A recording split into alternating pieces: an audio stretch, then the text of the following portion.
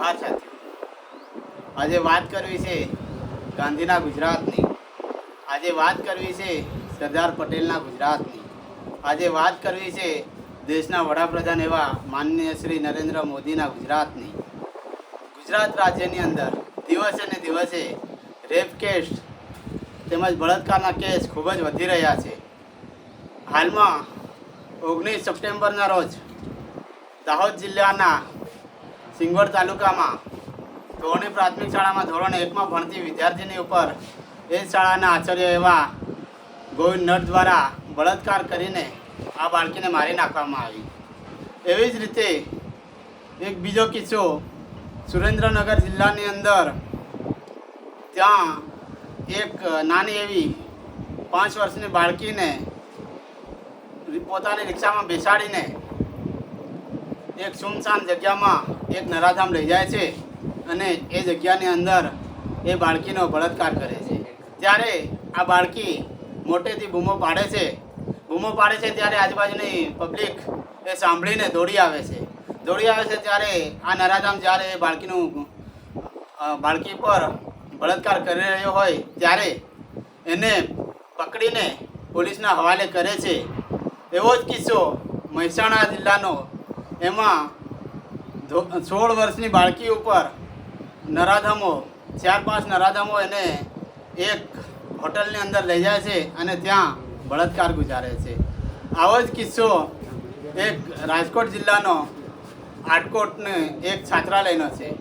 આ જ છાત્રાલયમાં એક એવા કહેવાય નહીં પણ એક પાર્ટીના કાર્યકર દ્વારા એક છાત્રાલયમાં ભણતી બાળકી પર બળાત્કાર કરવામાં આવે છે અને આ આરોપી 5-6 દિવસથી હજી સુધી ફરાર છે, પોલીસની પકડમાં આવ્યો નથી. તો મારે ગુજરાતની પોલીસને એવું પણ કહેવું છે કે તમે સુરતની અંદર જે ગણેશ પંડાલની અંદર પથ્થરમારો કરવામાં આવેલ હતો, એ પથ્થરમારામાં જે પણ નરાધમોએ આ પથ્થરમારો કર્યો હતો એમને તમે સવારનો સૂરજ નહીં દેખ્યો એને પહેલાં પકડીને કાયદો બતાવ્યો હતો.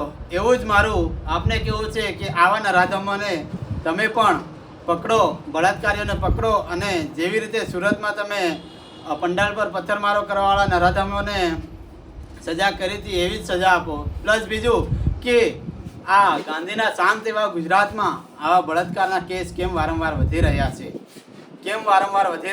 એનું કારણ કેમ કે આ સરકાર એના પ્રત્યે એક કડક પગલાં ઉપાડતી નથી. એના કારણે આ બળાત્કારીઓ એકદમ પેલા બિલાડીની ટોપની જેમ ફૂટી નીકળ્યા છે. જો હજી સુધી પણ આ સરકાર નહીં જાગશે તો આ ગુજરાત ગાંધીનું ગુજરાત નહીં કહેવાય.